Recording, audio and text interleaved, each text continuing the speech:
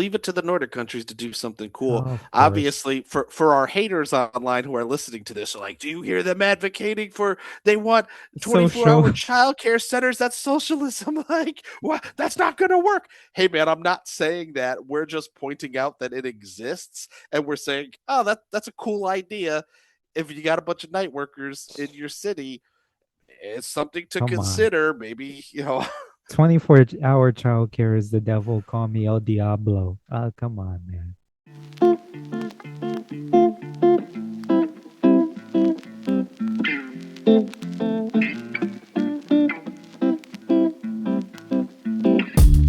Whoa, welcome everyone to the Upsiders. Hey, well, we're here. Here we come again. Oh, well, welcome if it's your first time. Make sure to oh go hit yeah, that like button. Go hit that subscribe button. Follow if you're listening to us on audio. please. And tell your friends, family, loved ones, worst enemies about us. And spread the message that's, we're here to highlight. Hey, we're not transformative figures over here. We're not No, trying to change the world in any way, but we're the OJs. We're running the love train. Get on board. Gonna join hands. I, Start a love train. I thought you meant OJ Simpson for a minute. I was like, oh, whoa, whoa, No, whoa. no, The man. glove The does not OJs. fit. The glove does not fit. If you've never listened to the OJs, check out Love Train. Check out For the Love of Money. For the Love of Money is one of the best songs I've ever heard in my life, Los. But yeah, what we're here to do is we want to highlight those who are doing good out in the world. Yeah. I know there's a lot of problems out there, especially if you're right now, as of recording, we're in what, early mid-March, end of March? Brother, we're late March, Okay. which means this episode will come out in December of Yeah. next year. Merry Christmas. I'm We're trying, guys. I'm trying to keep up. we're here to highlight and keep you optimistic, right? Mm, We There's a lot of doom and gloom out there, so we just want to shine the light on those who are, whether those are people, projects, organizations, movements, products that are just out there pushing us forward or uplifting us. yeah. That's what the upsiders are for. So glad you tuned in. Glad you're checking us out. And today, Bertram, quick question to Well, you break the didn't ice here. introduce us. Oh yeah, that's Bertram. I'm Come Los. on. Hello. Sorry about that. That's I'm not so my rude. name. What is your name? My name is Night Shift Bertram. Okay. So The night worker. that's what I did want to ask you, Bertram. So 3 a.m. are you a morning person or a night person? I'm a big time morning person. Oh, I'm up at 5 o'clock, by just going down choice? to the gym.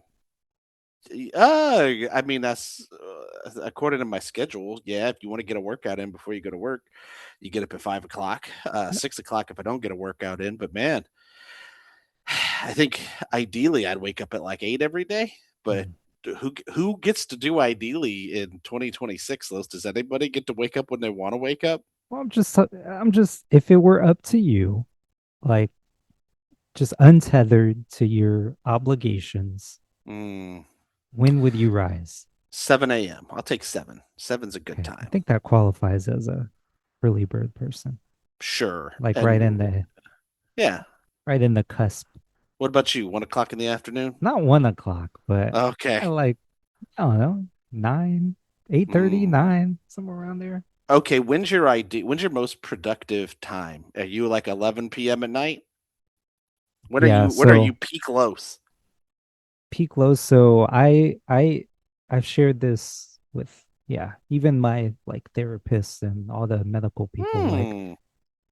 I could feel the switch in my brain, like it turning on like post 3:30 p.m. Like between 3:30 and 4, Hmm. that's where like my brain feels like it's truly waking up. I'm just Hmm. in zombie mode from like when I wake up to that point. And it sometimes doesn't align with my body because it's like at that point I've done what, eight Hmm. hours of work or whatever, but like in terms of like how things are clicking, and that's when my brain starts. So yeah, I could be up until 12, 1, 2 Oh wow. a.m. Yeah, just easy. The best version of myself is like 7 a.m. in the morning, 8 a.m. The most productive. If that's the dude you want to meet is at like Oh, 8 o'clock Bertram. yeah, no, You don't yeah. want to be lunch Bertram. Lunch Bertram is just he's like a bear. He's just what's for lunch today. And you know what's interesting though is like when you and I were living near each other, 11 o'clock at night when we're creatives and we're working in the film industry in Los Angeles. I think that was a really good time. But I think I knocked the most stuff out. So give me 7 a.m., give me eight Oh a.m. no, I do not like 7 a.m. lows. 9 a.m. is too late for me to be productive. I got to get it done. 7, 8 o'clock is when I try and get my. It's what is it? I always bring up Back to the Future Part 3 with Marty McFly and Biff, old Biff, Mad Dog Tannen or whatever. When he says, "I do my killing before breakfast," the guy goes, "No, I do my killing after breakfast. I do my killing before breakfast, Los." Lucky you. I'm Yeah, envious because, frankly, the world isn't built for those nighttime people, the night that is true. owls. Yes, And so that's absolutely. actually what we're talking about today. So, yeah, perfect. Uh, it's almost if I had this plan the whole time. Oh So, yeah. Well, let me ask you this, yeah. Los.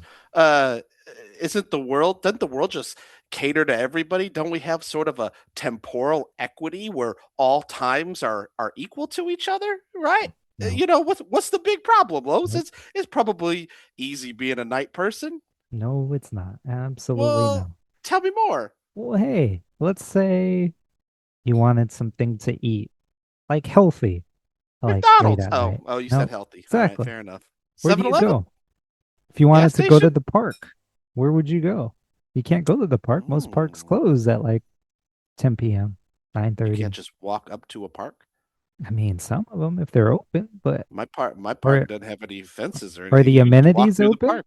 Are the Well, they no, but they're and don't never get open. They anecdotal. Don't say, "Oh, the one here in my the small area of Indiana is open." park. Not all parks have gates. You could just walk. It's grass and trees. You could just walk in there anytime, right? Anecdotal Bertram over here. But I would yeah, say I'd say the thing that's closed is the swimming pool, but that's pretty much closed year round. Though it's open for like 2 weeks out of the year. So I'm putting a hole in your theory, sir. I'm just saying we'll Okay, get into the data, right? no, So let's not. Okay, well, what else? yeah, and just catering to those who work. Well, if someone told you, I I work the night shift, right? They will always preface by saying, "Yeah, I work at nights," because that's a departure from the norm, right? Most of us work Yeah, between the hours of 7 a.m. to 7 p.m. people don't normally go up and go, "Hi, I work the day shift." It's Yeah, like, yeah, yeah, we know, man. that's That's you and assumed, everybody right? else. If you're gonna have lunch, plenty of places are open, you know? If you need service on your car, if you have a car, yeah. If you're taking public transit, it's Yeah, that's open, true, right? man. For the research of this episode, I tried to understand us how hard do night shift workers have it? Because I used to be one. They say, "Look, man, the first thing is public transportation." We've been doing the last few episodes on public transportation. That's immediately out because they don't have the infrastructure to Yeah. go all night. And something that does go overlooked, and this is probably the first thing we could get into, is if you're a woman, right? Oh, Night, there's a lot that could happen that's not so good at night, and women need to feel safe in all yeah. hours of the day. And so, Hey, you know what I did notice though? what? Is I when I said day shift, like, "Oh, I'm day shift," one of the issues that day shift workers have that we complain a lot about is you can't go see the doctor because a lot of these places are open while you're supposed to be working. They're, Yeah, like, "Oh, well, we're 9 to 5." And you're like, "But I need to go see the doctor." Well, you're gonna have to take the day off work, which is fine. I don't. We've talked about this in a previous episode, but man, if you're a night shift worker, you go see the doctor whenever you want, right? yeah, You exactly. got us there, Lowe's. Well, Yeah, there you no go. problem this week, guys. See you next week. We'll be talking about day shift. night No, shift. but Night shifters got it perfect. yeah, also making sure things are well lit, right? During the night. So if you're walking, you're not in danger. But also, if you're a woman and working a night shift, who's going to take care of your kids? You know, if you have Mm, kids, yeah. childcare, right? So, who is actually doing this? The question is there anyone out there, whether those are cities, governments, organizations, who is drawing the prototype or the template for what Oh, we could copy and emulate to accommodate night shift workers, nighttime people, the night are you people? are you saying how do we get more temporal equity? Yes. Mm. Well, there's a lot of places. So I think we got to start by talking about COVID, right? Because you said, where do you go eat? And it's been a long time since COVID, man. It's been 6 years now, and w- we talk a lot about how the world seemed to be, and maybe I'm speaking too broadly. The country seemed to be somewhat pro 24 hours, right? We started getting all those fast food places, some grocery stores were 24 hours, and a lot of that seemed to stop during COVID. Would you agree? I don't know. I see where you're going, but let's Like, ride with what did that. we lose? What never came back post COVID? It seems like the 24-hour Walmart, right? Now Walmart closes. Does it go back to 24 hours again? Brother, I live in Los Angeles. I haven't seen a Walmart That's since true. Nam. Yeah, man, I'm in Indiana. Come on. But a lot of stuff shut down and never went back to 24 hours. So like Mm. a lot of those places closed, and I think that's for the better. But you are right about if you're a night shift worker, how do you get access to groceries? How do you Yeah. go take your lunch break at 5 o'clock, 3 o'clock in the morning? I used to work 3 a.m.s. I used to work 2 a.m.s too. I used to work 11 p.m. to 6 a.m. as well Mm. when I worked at the parks department. And man, you're not getting food pretty much anywhere. No. So, yes, Los, there are some people that are trying to fix this. Let me give you a little bit of statistics. Night shift society, when we talk about shift society, it refers to roughly the 15 to 20% of the workforce in industrialized nations who work outside the traditional 8 a.m. to 6 p.m. window. Uh, I want to specify that we're not going to talk too much about like party goers, right? We could talk about Amsterdam if you want to, and talk about how post COVID people are really trying to revitalize nightlife with entertainment, nightclubs, bars, things of that nature. I don't know if that's really I don't know how much we want to get into that here, Los, and Yeah. or do we just talk about your typical essentials, right? Your groceries and things of that nature. So some social, right? Yeah. Libraries, but I imagine you don't want to talk too much about like nightclubs. We'll get into nightlife a little later. I mean, we alluded to it a little bit in our last episode on third places.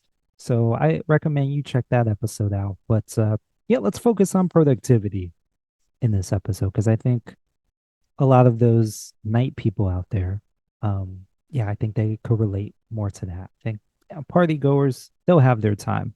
But what Yeah. about, especially since you spoke about COVID, like some of that, some of those amenities, some of that availability just being closed off. So, yeah, what have you Oh. found? I guess I could take us back to we could talk about Boston first, I guess. Sure, the city of Because Boston. yeah, we mentioned food options and how do you get some access to some decent foods, right? Food deserts are something we've talked about multiple times, both on this podcast and on our old podcast, Mad World. Check that out. I think the episodes are still up there. Food deserts anywhere where you don't have, access to fresh food. What I think it's like a mile, Yeah. a square mile or something from where you are. And so, because of that, there is a link in the show notes. It is a medical article about the negative impact of night shifts on diet and emergency healthcare workers, because night work has a lot of health consequences from disturbance of the circadian rhythm to obesity, metabolic disorders, all sorts of bad things. 27% of emergency healthcare workers do not have time to eat during or more than 8 consecutive hours of the night shifts. They do not even have time to drink for nearly 1/5 of them. All sorts of interesting things. So, I picked Boston because of they have late night food options. Let me pull up. Let me open this. I think you could share it too if you want. From the Boston University, Boston has new late night food options, and they're on wheels. Food trucks will serve Caribbean fusion, tacos, and lobster rolls until 3 a.m. at hot spots around the city. So, they have specifically started a program to put more available food options for nighttime workers through food trucks. And so that's kind of where I started my journey into understanding what sort of, oh, there you go, right there, what sort of options are being created for night workers. So if you go down, I picked this article first just because it's got all the different food trucks, and I think people would like to see those. You got some cool shade, a Jamaican spot with vegan options. Oh, there you Ooh, go. Los, how do you okay. feel about Jamaican vegan food? Hey, tell me about it. I'm Yeah, down. there's multiple Jamaican spots in Indianapolis that get very good reviews. You got extreme flavor. It's a build your own bowl at Ooh, this oh, African Dominican Caribbean restaurant. fusion Let's truck. go. Let's Oh go. yeah. You got Los Muchachos, which is Puerto Rican fast food. Yeah, your El Dugout is a Dominican restaurant. Man, we need to go. And then Cousin's Made Lobster from Shark Tank, if you recall. Hmm, okay. So something small that it doesn't have to be anything big where you're spending tons of money. It's just how do you create initiatives that are good for the economy, good for small business owners, and good for night shift workers? Hey, man, that's something really simple. Yeah. Feed them. Yeah, feed them. And it's not like the night, the food trucks are operating at a big loss. It's just finding a need, right? And any Mhm. city can do this. Go work, go find a hospital, figure out how many food trucks would be good, and cater to those employees. Cool. I What do you like think that. about that? No, Yeah, I like that. I think, and there's always an opportunity too for the food industry. It's real fickle. It's could be low margins, right? It's like you could struggle to make a profit. So if very competitive. you could position yourself to cater to those who work in a different time period, or time window, maybe I should say that, not time period like the 1970s or something like that. But yeah, Disco. different time of the day. Yeah, that could be your niche, right? That could be an area where you could dominate that market, because everyone else will be closed. So yeah, I see the benefits there. So maybe, yeah, and hey, place like LA, we're king of food trucks. So I don't see why we can't have that here. Yeah, absolutely. I did put another link specifically to this project from CBS News. It's called the Late Night Food Truck Program, which gives select few businesses the opportunity to operate until 3 a.m. They will be located at 7 locations across Boston near hospitals, universities, nightlife hotspots, and concert venues. It will provide night shift workers such as nurses, servers, police officers, DJs, and concert goers with more food options. And then it's got the same list that we looked at before. Somebody says, as a Shantae Roman, owner of Merle's Kitchen, said, as a small black-owned Caribbean-owned business, to grow in this way, to see our dreams realized, it just means it deeply means so much to us. Yeah. And yeah, and so that was an article from June of 2025. I tried to pick things that happened within roughly the last year, some new initiatives to see what we're doing now, 5-6 years out of COVID. Right. Um, awesome. So I think I hinted to this earlier. Childcare. So what about, Yeah. yeah, how's that? Okay. Anyone So, doing that after hours? well, okay, so let's stick with Boston and then we'll go into a bigger childcare program because yes, there are people doing that.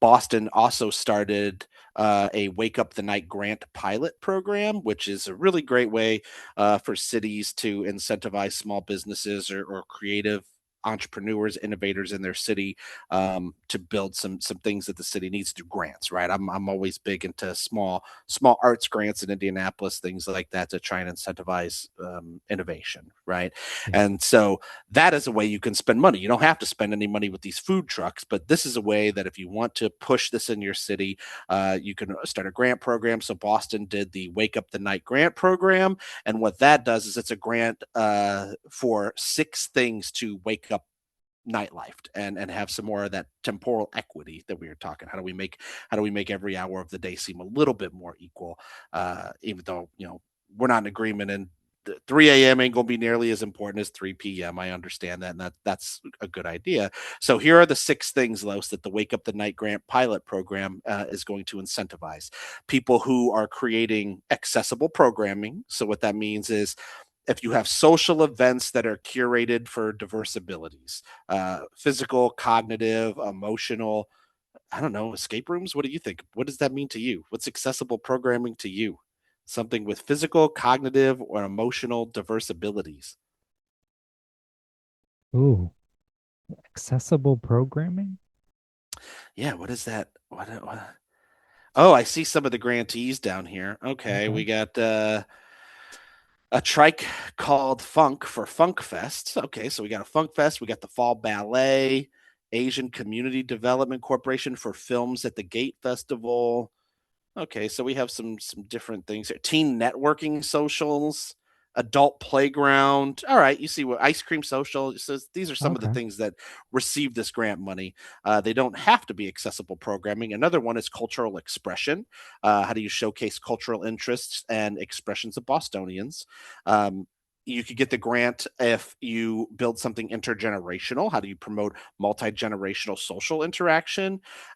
Spirit fee free programming, which means no consumption or presence of alcohol. Weekday activations, which means can you do this Monday through Thursday? Because I think that's another really important thing that we need to talk about on here, right? Is it's not enough to talk about things that are happening on the weekends, right? This is Yeah. We're trying to create a third space, like you were talking about, on for night shift people. So what are some stuff they could do on Wednesday? Yeah. Okay.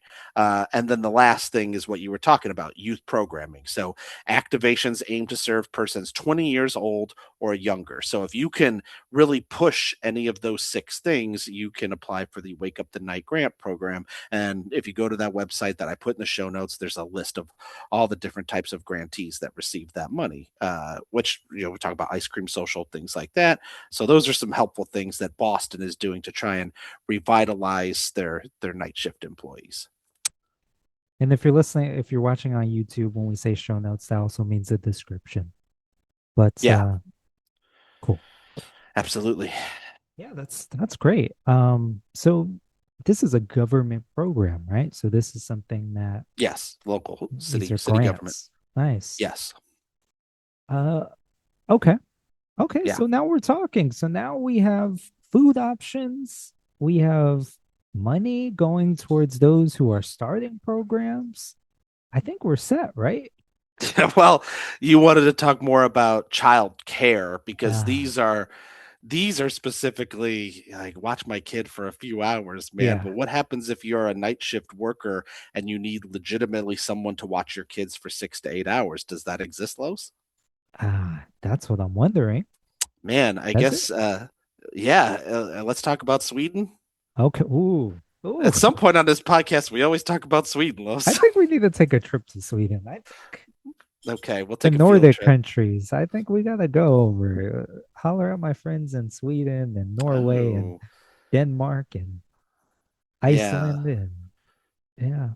So I don't know how up to date this stuff is when we talk about these Nordic countries. A lot of it seems to be 10 years ago, before COVID, which I want to put that disclaimer on there that I don't know that these are specifically happening. This is just where my research started, when we talked about how do countries incentivize people to build things tailored towards night shift employees, right? And so Sweden was the first thing that came up. I do have a link in the show notes to Sweden's 24-hour childcare by Ming To.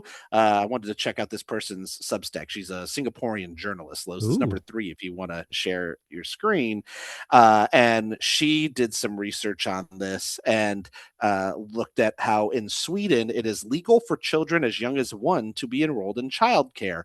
The rising demand and trend towards 24-hour facilities marks another milestone in Swedish childcare arrangements, with the needs of minority groups like night shift workers and single parents being met. And so it talked about how in Stockholm alone there are 5 child care centers that cater to after hours care, so like night shift employees, right? And in the last 5 years, the number of children aged 1 to 12 years old in after hours care has increased by 50%, from 3,817 to 5,770, says Erica Karanius, political advisor to the education minister Gustav Fridolin. And so in here you see multiple people who run these child care centers, and they talk about why on earth they'd be interested in watching kids at 10 o'clock, 2 o'clock in the morning, 10 o'clock at night. And they talk about like, this time really works for me. Going back to what you said earlier about you get that spark low at night, and how do we make sure that we help those people who maybe they get their spark at 2 o'clock in the morning? What can we do for them? And so these are people who run those daycare. They're not called daycare centers; they're night care I centers, care. right? Which Los, I don't know how much you want to teach, but maybe you want to be around a bunch of kids when they're sleeping because you're like, dang, Whoa, that's an hey. easier job. And rather than being around kids during the day, you're like, they're not running around at night. They're tired. Ah, wow. Look at that. Pretty affordable too. $140 the equivalent a month. Well, this is a while ago too, Okay. Los. So just keep that in Inflation. mind. Three Man, that hundred was dollars. Even yeah. if it's $300, I mean, I don't have the exact stats, but I think I've read if somewhere if around like 5,000 was the average cost per childcare per month. if you Um, go down to the bottom, it says that this was this story was published in ooh, 2014. So that was okay. 12 years ago though, man. So $300 is like 10 billion No, now. I said So 140, so I was just okay. estimating that it's, I see. you know, remember when Subway sandwiches used to cost $20? Man, they're like 400 for a Subway sandwich now. Do people Oh, can the still good go old to days. Subway? Is Subway still around? Man, my wife had the craving for Subway Uh, last week, and I had to go to a Subway, oh, you and have to. I had to eat a Subway sandwich. Man, it felt like I was eating cardboard loaves. I found some cardboard in the back behind my church. I had a week ago, tasted just like a Subway sandwich. Oh But yeah, no. leave it to the Nordic countries to do something cool. Oh, of course. Obviously, for our haters online who are listening to this, are like, do you hear them advocating for they want 24-hour Social. childcare centers? That's socialism. Like, what? That's not going to work. Hey, man, I'm not saying that. We're just pointing out that it exists, and we're saying, oh, that's a cool idea. If you got a bunch of night workers in your city, it's something to Come on. consider. Maybe 24-hour childcare is the devil. Call me El Diablo. Come on, man. yeah, my goodness. Sorry, we get a lot of comments, Los, and apparently we're selling socialism to everybody. But that's what Sweden does. There's also another link I have in here called Women Friendly Cities Challenge, where Sweden is considered the gold standard for childcare, and it talks about how since women entered the working economy in the 60s in Sweden, that they've had to have policymakers implement more effective childcare policies, and so that's what's really pushed Sweden to do this. Beautiful. Beautiful. Yeah. Uh, great. Okay, so we got it all figured out. But question, Bertrand. Please don't say that. You're gonna get us in trouble. Question. Yeah. If I were in charge of a city, let's say I don't know, throwing it out there, a mayor. Um, How okay. do I balance what goes on in the daytime versus what goes on Mm, in the nighttime? Should that be the same person? well, Los, I'm glad you asked. If you point to a wonderful city like Amsterdam, they Mm. have this policy they've been working with for a while called the Nachtburgemeester, Ooh. which is our word of the week. It's our word of the upside. The nightmare, also known as the Nachtburgemeester. Amsterdam has used a nightmare for quite some time, where they're just kind of in charge of revitalizing things. I guess it's an elected position, kind of, but there's no like formal legal power. It's just more of an independent figure focusing on dialogue, mediating conflict, supporting cultural initiatives, and so it talks. The link in the show notes talks about Amsterdam's nightmare, the first nightmare, Mirik Milan, and how you essentially build a human bridge between city government and the night workforce. And it could reduce nighttime violence by 25% and increase economic output without disturbing sleep residents. So I So, do notice what. Oh, go so they're ahead, kind of please. like a czar, Yeah, sure. a night Baron. czar. A bear, Yeah, the night czar, the night baron. And if you check out, yeah, The Guardian. I put a link from The Guardian, and it talks about how other places are starting to get interested in bringing in nightmares. It says London announced plans for a nighttime commission. Berlin is considering it. Apparently Milan was a former nightclub promoter. He was elected in 2014 by festival goers, club and bar owners, and the public. The post emerged from projects dating back to 2003. So if you want to learn more about Milan, but it talks about London, South Wales, Australia, just what's going around. And I think I have some links in the show notes too about some American cities possibly looking at this idea of your night czar, your what did I say? The Nachtburgemeester, specifically Nachtburgemeester. New Yeah, Orleans. New Orleans has been trying to revitalize their nightlife post COVID, so they have a mayor's office of nighttime economy. There is a free transportation service created by the Atlanta airport, specifically for night shift workers. So there's a lot of push in cities, on a municipal level, and now it's pushing over into United States cities for how do we create this sort of nighttime position, a Nachtburgermeister. Nachtburgemeester. Yes, sir. So that was the word of the day. That was the word of the day, sir. Hmm. Okay. Bertram, so I don't know about you. I feel a little better. What I you feel tell, man, less brother? alone. You tell us everything. Like, what do you think about all this? You're the night shift guy.